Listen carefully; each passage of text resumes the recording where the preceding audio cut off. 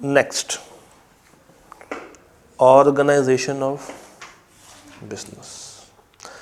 Chapter 2 was about कि business किस किस तरह के होते हैं, सोल ट्रेडर, पार्टनरशिप, कंपनी।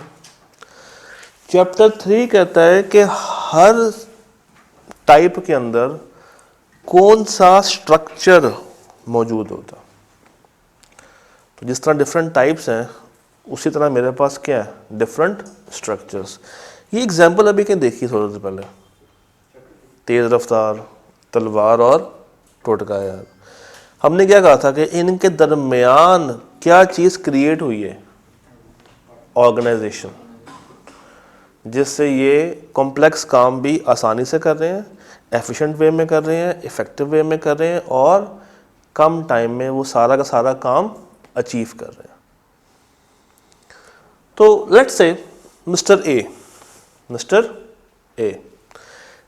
ए चाहते हैं कि वो अपना कारोबार शुरू करें। तो मिस्टर ए ने रेंट के ऊपर एक दुकान ले ली और ग्रोसरी का बिजनेस शुरू कर दिया। रेंट के ऊपर दुकान ली और बिजनेस स्टार्ट कौन सा किया, ग्रोसरी का। ग्रोसरी के बिजनेस में क्या क्या चीज़ें आती हैं, एक दुकान जो कि ग्रोसरी का बिजनेस कर रही हो, चावल, दाल, घी, आटा, माचिस, पत्ती, दूध, एक छोटी सी करियाने की दुकान समझ लेते हैं जो कि इसकी अपनी नहीं है, किराए पे। 13,000-14,000 रुपये उसका दुकान का किराया। और ये एक छोटी सी दुकान है जहाँ पे मिस्टर ए बैठता है और वो यहाँ से सेल परचेज कर रहा है। ठीक, हम अज्यूम कर लेते हैं कि जितनी कैंटीन है उतनी ही उसकी शॉप का साइज। अब आहिस्ता आहिस्ता कस्टमर्स उसके पास आना शुरू होंगे, कस्टमर्स का उसके ऊपर ट्रस्ट बिल्ड होगा और मज़ीद कस्टमर्स आपस में दूसरे को बताएंगे तो बाकी लोग भी आएंगे। अगर इसके काम की क्वालिटी अच्छी होगी तो मज़ीद लोग दूर से भी आके इससे माल ख़रीद सकते हैं। अगर इसके रेट मुनासिब होंगे तो ज़्यादा कस्टमर्स अट्रैक्ट करेंगे। फिर अगर ये उधार देता होगा तो मज़ीद कस्टमर्स आ जाएंगे। तो देखते देखते इसका ये बिज़नेस जो कि उसने बहुत ही कम पैसों के साथ शुरू किया था, तरक्की होना शुरू हो रही है। आहिस्ता आहिस्ता लोग इसके बिज़नेस की तरफ अट्रैक्ट हो रहे हैं। अब देखने में तो ये सोल ट्रेडर है, एक बंदा काम कर रहा है, सारा प्रॉफिट उसका, सारी लायबिलिटी भी उसकी। ऐसा स्ट्रक्चर जिसमें ओनर हो और उसके अंदर उसके थोड़े से एम्प्लॉयज़ काम कर रहे हों, कोई 3-4-5 एम्प्लॉयज़, कुछ 4-5 की टीम हो जाए, चलाने वाला एक है, उसके अंदर काम करने वाले अफराद हैं, ये सोल ट्रेडर है।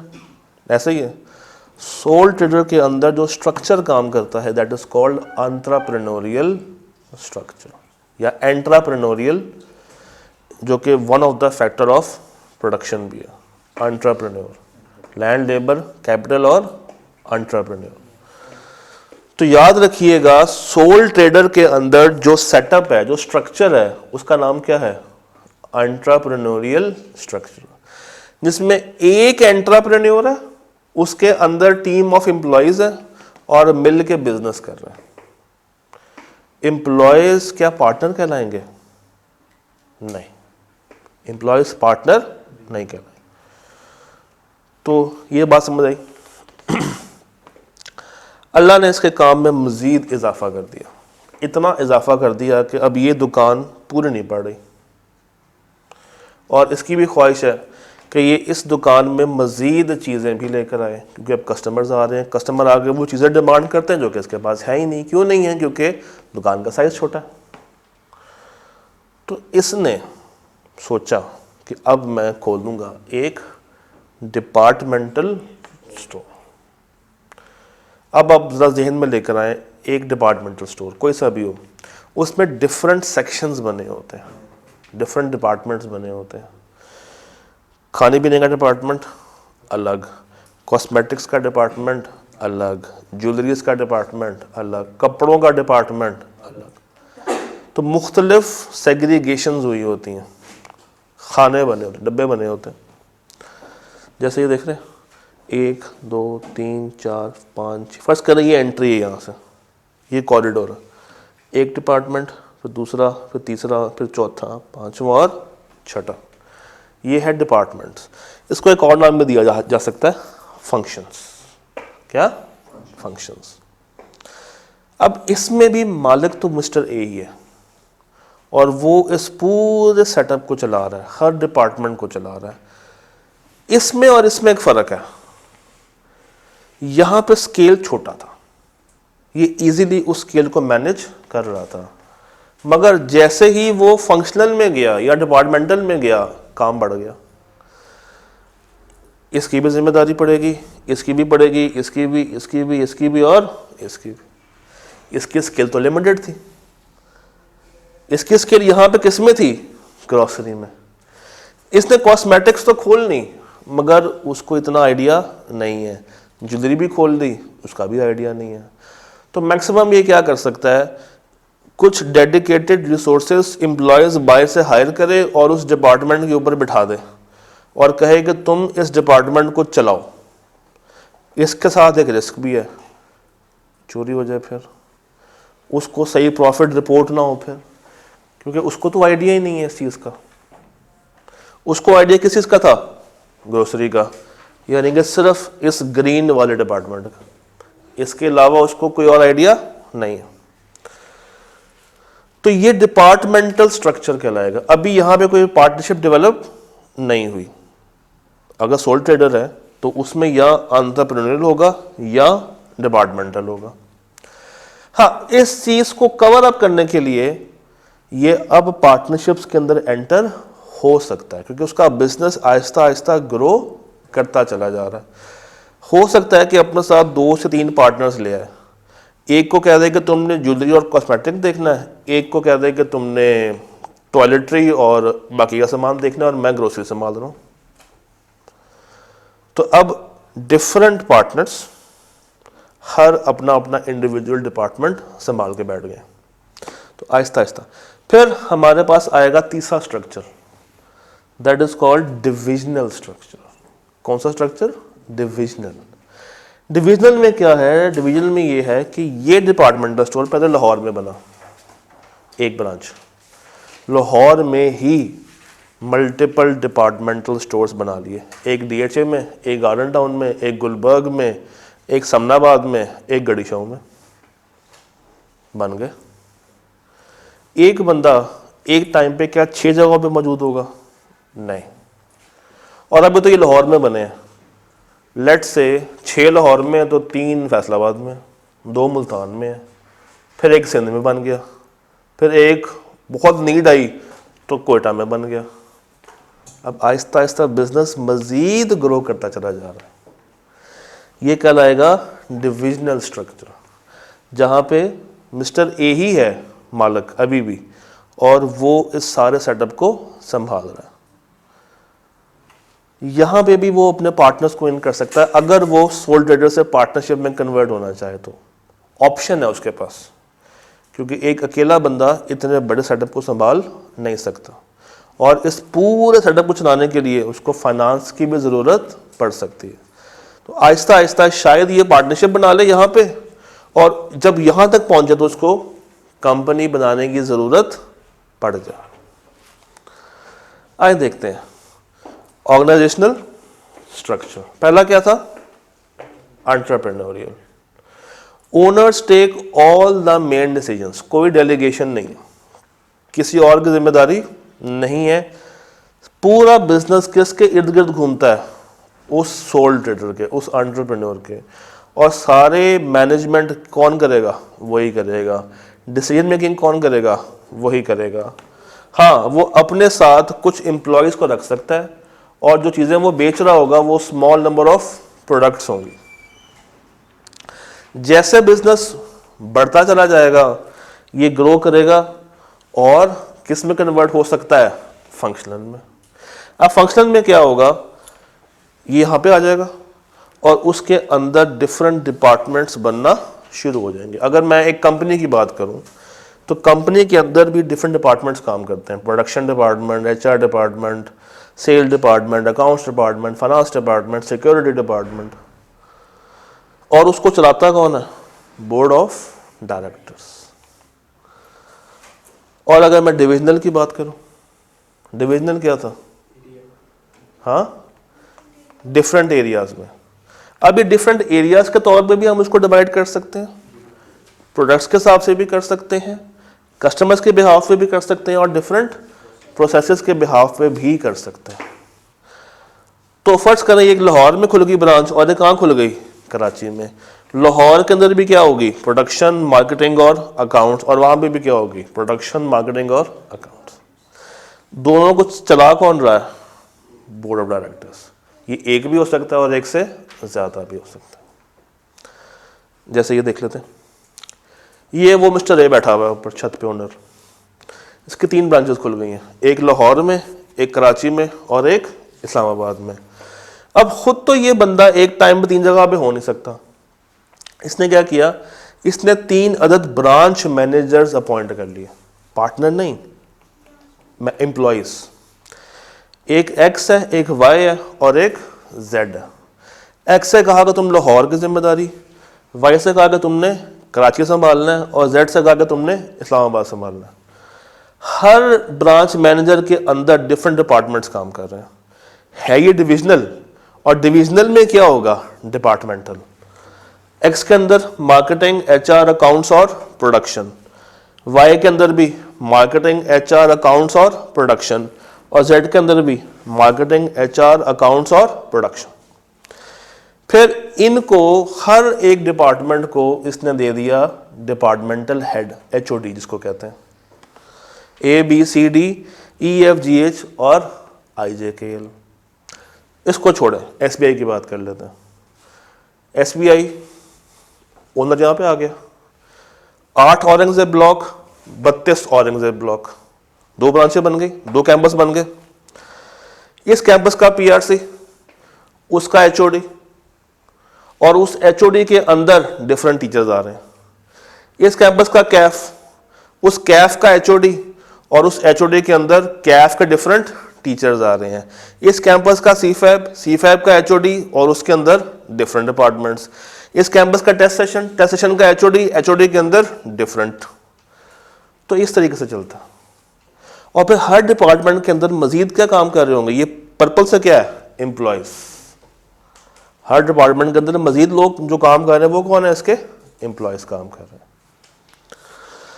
यहां पे एक मसला आता है, ये जो आप सीए वाले बच्चे हैं ना, इतनी तालीम हासिल कर लेते हैं, इतनी हासिल कर लेते हैं, इतनी हासिल कर लेते हैं कि वो यहां से ऊपर नहीं जा पाते। अगर वो नौकरी कर रहा है ना बंदा, तो वो यहां पे खड़ा है, अकाउंट्स में खड़ा होगा, मार्केटिंग में खड़ा होगा। ऊपर जाने के लिए अब मुझे पढ़ाई के साथ साथ क्या चाहिए? स्किल्स सीखनी है। स्किल्स की बहुत बड़ी वैल्यू है जिसको हम टोटली इग्नोर कर देते हैं। बोलना कैसे है, लिखना कैसे है, बात कैसे करनी है, आईटी में कितनी ग्रिप होनी चाहिए, ये चीज़ें आईकैप की कोई पढ़ाई नहीं आपको बताएगी। टैकल कैसे करना है, अपने आप को इम्प्रूव कैसे करना है, you have to learn this. और ये सबसे बड़ा क्या है? तो नीचे वाला बंदा शायद 1.5 लाख रुपये महीना कमा रहा हो, मगर जो इन सब को कंट्रोल कर रहा है मिस्टर एक्स, वो शायद 5 लाख पे बैठा हो। और ये ओनर क्यों खुश है? क्योंकि ये सारी जिम्मेदारी कौन लेके बैठ गया? एक्स। वो एक्स से रिपोर्ट लेगा, एक्स इन 4 से रिपोर्ट लेगा, ये 4 नीचे से रिपोर्ट लेंगे। तो प्राइम पोजीशन पे कौन है? एक्स। और पता ये कौन सी पढ़ाई करके आया होगा? BA, BBA, MBA. आप यहाँ हैं और आपसे हल्की क्वालिफिकेशन वाले यहाँ हैं, क्योंकि उन्होंने अपना टाइम पेपर पास करने में नहीं लगाया, उन्होंने अपना टाइम प्रेजेंटेशंस बनाने में लगाया। लम्स के लोग इतने कामयाब क्यों? पढ़ाई कम, बोलना ज़्यादा, प्रैक्टिकल नॉलेज ज़्यादा। अब आईकैप आहिस्ता आहिस्ता, ये पीपीई सुना होगा आपने, हैंड्स ऑन कोर्स, ये क्यों है? ये MS ऑफिस का कोर्स क्यों आया, ये डाटा का पेपर क्यों आ रहा है, इसी चीज़ को ऊपर लेके जाने के लिए आ रहा है कि जो हमारे नुमाइंदे यहाँ पे कहीं फंस के बैठ जाते हैं वो आहिस्ता आहिस्ता ऊपर जाए। सेठ के साथ देखें यहाँ तक तो फिर भी आपकी क्या है नौकरी, चाहे यहाँ पे कर लें चाहे यहाँ पे कर लें, और अगर आपने पूरा सेटअप करना है तो फिर जब तक आप यहाँ पे नहीं पहुँचेंगे आप उस पूरे बिजनेस को चला नहीं सकते। ऊपर वाले ने तो सिर्फ घर से पैसा, हाँ मैटर किया होगा शायद उसने, उसके पास क्या था पैसा, और पैसा पैसे को खींचता, बीवी का जेवर बेचा था। खैर वापस आते हैं, क्लास का टाइम लंबा होता तो फिर हम मजीद बातें करते। खैर मैट्रिक्स स्ट्रक्चर, स्ट्रक्चर कौन सा, ये एक एडवांस स्ट्रक्चर है फ्रॉम दिस डिविजनल स्ट्रक्चर। इसमें क्या होता है, इसमें ओनर ये देखता है कि यार मेरी 3 ब्रांचें हैं और तीनों ब्रांचेस के अंदर कुल मिला के 12 डिपार्टमेंट्स काम कर रहे हैं और हर डिपार्टमेंट के अंदर तकरीबन एक जैसा ही काम हो रहा है। भाई मार्केटिंग ये भी करते हैं, वो भी करते हैं और वो भी करते हैं, इसके भी पैसे दूं, उसके भी दूं और उसके भी दूं, 1.5 लाख इसका भरूं, 1.5 इसका भरूं और 1.5 उसका भरूं, कितना खर्चा है 4.5 लाख रुपए का। वो कहता क्यों ना मैं एक ही बंदा रखूं जो कि तीनों को देख रहा हो और उसकी सैलरी 1.5 लाख से बढ़ा के 2.5 लाख कर दूं, पैसे भी बढ़ गए, उसको मोटिवेशन भी मिल गई, और जैसे लाख रुपए बढ़ेगा जो काम वो इधर करता है वही काम वो उधर भी करना शुरू हो जाएगा, और इसको मैं एक अच्छा सा ऑफिस दे देता हूँ, अपने साथ बुला लेता हूँ।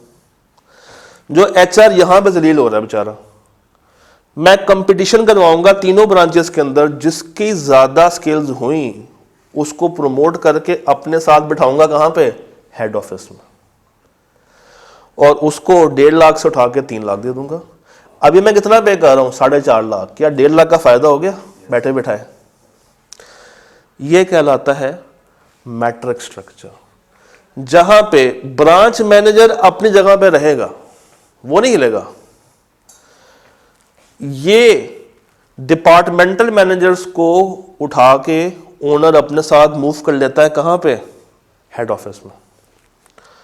लाहौर, कराची और फैसलाबाद ये XYZ अपनी जगह पे मौजूद हैं, मगर जहां पे जो A से लेके L तक की गिनती आ रही थी, अब वो गिनती कितनी हो गई है, A से लेके D तक, कि चारों डिपार्टमेंट्स को आपस में मुकाबला करवाया, जो 4 मैनेजर जीत गए उनको आपस में जोड़ दिया और उठा के कहां पे ले गया, हेड ऑफिस में। अब ये बंदे सिस्टम में मौजूद तो है मगर उस रेलेवेंट ब्रांच में मौजूद नहीं है। ब्रांच मैनेजर्स कौन है, XYZ। अब अगर इसके एम्प्लॉय को मार्केटिंग के अंदर कोई मसला आता है तो वो पलट के जाएगा मिस्टर A के पास, मिस्टर A होगा नहीं, फिर वो A से किस तरह रब्ता करेगा, वो जाएगा X के पास, कहेगा वो मिस्टर A से रब्ता करना है, तो उसके लिए जूम कॉल्स अरेंज की जा सकती हैं, व्हाट्सएप अरेंज किया जा सकता है। फिर एक और बहुत मजे का इशू होता है, X कोई काम दे रहा है इसको और उसी टाइम पे ये भी कोई काम दे दे इसको, तो ये फंस जाता है कि मैं A की बात मानूं या X की बात मानूं, तो वो काम किसी का नहीं करता। A को बोलेगा कि मुझे X ने काम दिया हुआ, X को बोलेगा कि मुझे A ने काम दिया हुआ। PRC के TS भी इस तरह करते हैं, मुझे कहेंगे सर वो अकाउंटिंग का टेस्ट आया हुआ है, और अकाउंटिंग बोलेंगे कि सर वो इको का टेस्ट आया हुआ।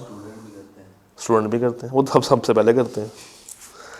तो दिस इज द मसला ऑफ मैट्रिक्स स्ट्रक्चर, कि एक बंदा एक टाइम पे एक से ज्यादा बंदे को रिस्पॉन्सिबल हो जाता। इस ब्रांच में मुझे कुर्सी नहीं मिल रही, तो ये एम्प्लॉय X के पास जाएगा या A के पास जाएगा, X के पास जाएगा। ये एडमिन मैनेजर है, ये एडमिन मैनेजर है। मार्केटिंग के अंदर कोई टेक्निकल मसला आ रहा है, A के पास जाएगा क्योंकि ये उस एरिया को देख रहा।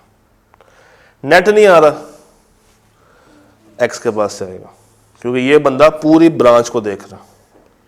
लाइट नहीं आ रही, पार्किंग में कुछ हो गया, अगर मैं इस कैंपस की बात करूं तो ये X का रोल कौन प्ले करेगा, फ्रंट ऑफिस।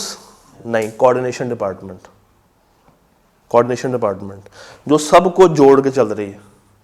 बट अगर क्लास में कोई मसला आ जाएगा, क्लास टाइम पे नहीं हुई, तो आप किसके पास जाएंगे? जो रेलेवेंट कंसर्न डिपार्टमेंट का हेड है। मैं गायब हूं तो मेरे पास आ जाएंगे। डन। फिर एक होता है आउटसोर्सिंग। क्या? एक एग्जांपल है यहां पे, मेरी चेयर्स प्राइवेट लिमिटेड। किसकी चेयर्स? मेरी चेयर्स प्राइवेट लिमिटेड। ये बड़ा मजे का सेटअप है। होता ये है कि मेरी एक्सपर्टी चेयर्स बनाने में है और मुझे एक ऑर्डर आ जाए कि आपने टेबल बना के देने हैं, तो मेरी तो उसमें एक्सपर्टी नहीं है। एक तरीके का ये है कि मैं चाइना से मशीनरी मंगवाऊं, उस मशीनरी को इम्प्लीमेंट करूं, अपना कैपिटल गुड बढ़ाऊं, कैपिटल कंजम्पशन बढ़ाऊं और फिर कंज्यूमर गुड्स बनाऊं, यानी कि वो टेबल बनाऊं। दूसरा तरीका ये है कि मैं वो ऑर्डर ले लूं, मार्केट में जाऊं, सस्ते कारपेंटर्स को पकड़ूं, उनको एक ऑर्डर दूं। अब मेरे लिए शायद वो मुनासिब ऑर्डर था, कोई 100 टेबल्स का। छोटे कारपेंटर के लिए ये बहुत बड़ा ऑर्डर है, 100 कारपेंटर्स का। उससे जो रेट है वो कम करवाऊं, मज़ीद कम करवाऊं, बार्गेन करूं और उससे बनवा के अपनी स्टैंप लगा के आगे दे दूं, तो ना हींग लगी ना फटकरी, सांप भी मर गया, लाठी भी नहीं टूटी, चीज़ डिलीवर भी हो गई और मेरा कोई कैपिटल एक्सपेंस भी नहीं हुआ। This is called outsourcing. This is called outsourcing. कि मैंने एक्सटर्नल बंदे को पकड़ा, छोटे कारपेंटर को पकड़ा, उसको दे दिया एक बड़ा ऑर्डर और उससे डिस्काउंट ले लिया। मगर यहां पे एक मसला है, जिम्मेदारी अभी भी किसकी है? मेरी। मैं अपनी जिम्मेदारी से लेफ्ट राइट नहीं हो सकता। कल को उन टेबल में जो भी मसला निकल आएगा वो मेरे पास आएंगे, फिर मैं किसके पास जाऊंगा? फिर एक होती है वर्चुअल ऑर्गेनाइजेशन। ये जो क्लास रिकॉर्ड हो रही है, ये जब यूट्यूब पे जाएगी ना, तो ये कहलाएगी एक वर्चुअल क्लास, जिसमें टीचर सामने तो स्क्रीन पे है मगर वह फिजिकली मौजूद नहीं है। तो वर्चुअल में क्या है कि कोई भी फिजिकल एग्जिस्टेंस उसको नहीं मिलेगी। कोई हेड ऑफिस नहीं है, कोई प्रेमिसेस नहीं है, लोग हवा में काम कर रहे हैं, घर में काम कर रहे हैं। ये जो एक नया ट्रेंड स्टार्ट हुआ है होम शेफ्स का, फ्रीलांसिंग का, होम शेफ्स का। कोई ख़ास फिजिकल सेटअप नहीं है मगर आप बाइंग एंड सेलिंग कर रहे हैं और अच्छा खासा प्रॉफिट भी कमा रहे हैं। तो रेंट का खर्चा बचता है, इन्वेंट्री स्टोर करने का खर्चा बचता है। आप सिर्फ किस तरह चल रहे हैं? इंटरनेट के थ्रू। जब नेट नहीं हो तो वो कारोबार शट हो जाता, मगर जब नेट है तो उससे अच्छा कोई कारोबार नहीं, क्योंकि आपकी कॉस्ट नेट के अलावा कोई लग नहीं रही। सारी कॉस्ट किसकी है? इंटरनेट की। तो ये कहलाता है वर्चुअल ऑर्गेनाइजेशन, जिसमें कोई भी फिजिकल हमारा कनेक्शन नहीं है, जो कुछ हो रहा है हवा में हो रहा है। फिर जॉब स्पेशलाइजेशन। जॉब,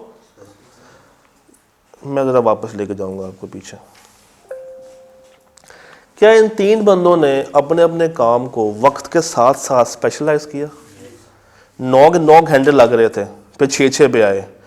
मगर जब ये एक ही काम को बार बार रिपीट करेंगे तो 6 घंटा 5 पे, फिर 4 पे, फिर 3 पे, फिर 2 पे आ जाएगा। आप भी अगर एक चैप्टर को पढ़ना शुरू करें, एक दफ़ा पढ़ लिया, शायद वो 2 घंटे में पूरा हो। जब आप नेक्स्ट टाइम उसको रिवाइज करेंगे आपको टाइम कम लगेगा, लेट से 1 घंटा, मज़ीद आधा घंटा, मज़ीद शायद 15 मिनट। आपको पता है कि 5 सफ़ों में से मेन पॉइंट किस सफ़े पे लिखा हुआ है, मुझे किस चीज़ को रिवाइज करना, मगर it takes time. Aahista Aahista वो चीज़ डेवलप होती है और जब वो डेवलप हो जाए इट मीन्स कि आप में स्किल आ गई है। Now you are specialised in doing this kind of work. High specialisation, let's say मैं एक टेलर की मिसाल लेता हूँ। किसकी? टेलर की दुकान में मुख्तलिफ डिपार्टमेंट्स होते हैं। पहला कटिंग, स्टिचिंग और क्या होता है? Pressing, button, packing, sales department. तो डिफरेंट लोग काम कर रहे हैं। अब अगर मुलाजिम रखा हुआ है उसने कटिंग करने के लिए और उसकी स्किल लगी हुई है, उसको आता है कटिंग करना, तो वो कम टाइम में ज़्यादा कपड़ों को कट करके आगे दे सकता है। और अगर वही टाइम ले तो बाकी डिपार्टमेंट्स पर इंतज़ार ही कर रहे होंगे कि कब वो छोड़े और कब हमारे पास वो चीज़ आए। तो इसलिए हर एम्प्लॉय चाहता है कि जो उसके पास स्टाफ काम कर रहा है वो अपने काम में 100% एफिशिएंट हो, ताकि पूरा प्रोसेस किसी एक बंदे की वजह से ना रुके। मगर वो साथ में ये भी चाहता है कि उसका जो एक एम्प्लॉई है वो एक जगह पे तो अपनी एक्सपर्टीज रखे, मगर उसके साथ बाकी डिपार्टमेंट्स के अंदर भी थोड़ा बहुत अपने आप को इन्वॉल्व करे। इसे कहते हैं जॉब रोटेशन। लेट्स से एक दिन मेरा कटिंग वाला नहीं आता, तो जो बटन लगाता है अगर उसको कटिंग आती हो तो वो पूरे दिन में जहाँ पे उसने 12 काटने थे वो 12 नहीं तो चलो 5-6 तो काट ही देगा, तो उस दिन भी काम उसका रुकेगा नहीं। मगर अच्छी बात क्या है कि एक ही काम को बार बार करें तो आपकी क्या डेवलप हो जाती है, स्पेशलाइजेशन। इसका नुकसान भी है, फ्यूचर में आपके पास कोई एडिशनल स्किल नहीं है, आपको सिर्फ कटिंग ही करनी आती होगी। आप अगर एक दुकान खुद से खोलना चाहें तो आप उसको स्टिचिंग नहीं कर सकते, बटन नहीं लगा सकते, प्रेसिंग नहीं कर सकते, सिर्फ आप किस में एक्सपर्ट होंगे, कटिंग। इसी तरह ये जो सीए वाले हजरात हैं इनको ऑडिट में भी रखते हैं, टैक्स में भी रखते हैं, एडवाइजरी में भी रखते हैं। आहिस्ता आहिस्ता इनको हर डिपार्टमेंट में भेजते हैं ताकि इसको हर डिपार्टमेंट की हवा लगे, एक्सपर्टीज़ डेवलप करे। 1.5 साल इधर, साल उधर, 6 माह उधर। ये वैसे कागज़ों में लिखा हुआ है, रोटेशन बहुत कम होती है। अच्छा, फिर एक कॉन्सेप्ट होता है चेन ऑफ कमांड का। Chain of command, chain of command कहते हैं कि आपने एक हायरार्की को फॉलो करना है। किसको? हायरार्की को फॉलो करना है। ऐसा नहीं होगा कि अगर मुझे इस क्लास के अंदर कोई इशू आ रहा है तो मैं डायरेक्ट चला जाऊं ओनर के पास। मुझे इन्फॉर्म करना पड़ेगा अपने रेलेवेंट मैनेजर को, वो इन्फॉर्म करेंगे अपने रेलेवेंट मैनेजर को, फिर तो कहाँ तक बात जाएगी, टॉप लेवल तक। That is chain of command के सीईओ, फिर वाइस प्रिंसिपल, फिर डायरेक्टर, फिर सीनियर मैनेजर और फिर मैनेजर। अगर मैं यहाँ पे देखूँ तो अगर इस ओ को छुट्टी चाहिए हो, नहीं ओ नहीं, इस पी को, आपको नजर आ रहा है पी, छोटा सा पी है, अगर इस पी को छुट्टी चाहिए हो तो ये डायरेक्ट ए के पास नहीं जाएगा, पी जाएगा ओ के पास, ओ जाएगा एम के पास, एम जाएगा जे के पास, जे जाएगा जी के पास, जी जाएगा ई जाएगा और बी जाएगा, अप्रूव हो गई, अब वापस आए, ए जाएगा बी के पास, बी जाएगा ई, फिर एफ नहीं, फिर जी, फिर जे, फिर एम, फिर ओ और पी। जब तक छुट्टी वापस आएगी ना तब तक उस भाई के जिसकी शादी के लिए मांगी थी छुट्टी उसके बच्चे भी पैदा हो चुके होंगे। तो इसको कहते हैं रेड टेपिज्म। जब इतनी ज़्यादा लेयर्स ऐड हो जाएं तो कम्युनिकेशन फास्ट हुई है या स्लो हुई है? बहुत स्लो हुई है। और ये कहाँ पाया जाता है? टॉल स्ट्रक्चर में या नैरो स्ट्रक्चर में। और अगर यहाँ पर आ जाऊँ, क्यू को छुट्टी चाहिए थी, के गया सी, सी गया ए, लेयर्स कम हो गई। ये फ्लैट स्ट्रक्चर या वाइड स्ट्रक्चर, फ्लैट या वाइड। यहाँ पे कम्युनिकेशन फास्ट है और यहाँ पे रेड टेपिज्म नहीं है, यानी कि कानूनी कार्रवाइयाँ ज़रा कम है, कागजी कार्रवाइयाँ कम है। यहाँ पे कंट्रोल ज़्यादा है, वहाँ पे कंट्रोल ज़्यादा नहीं। ये फॉर्मल ज़्यादा है, ये इनफॉर्मल ज़्यादा, क्योंकि एक लेयर के ऊपर सारे लोग काम कर रहे हैं। L M N O P Q, ये जो 6 के 6 हजरात हैं ये एक जैसे ही हैं, मगर यहाँ पे देखें एल एम ये एक लेयर पे थे, फिर एम के नीचे था एन ओ, फिर उसके नीचे था पी और क्यू। मगर वहाँ पे फ्लैट में ये सारे आपस में कनेक्टेड हैं, सारे पीयर्स कहलाएंगे, एक ही कैटेगरी के लोग। तो वहाँ पे लेयर्स कम है मगर हर लेयर में एम्प्लॉयमेंट ज़्यादा है, यहाँ पे लेयर ज़्यादा है और हर लेयर में एम्प्लॉयज़ कम है, तो वो टॉल बना हुआ है and that is flat structure. पढ़ लेते हैं टॉल में क्या है, each manager has small number of employees और लेयर्स ज़्यादा हैं from top to bottom, formality ज़्यादा होगी, सुपरविजन ज़्यादा होगी।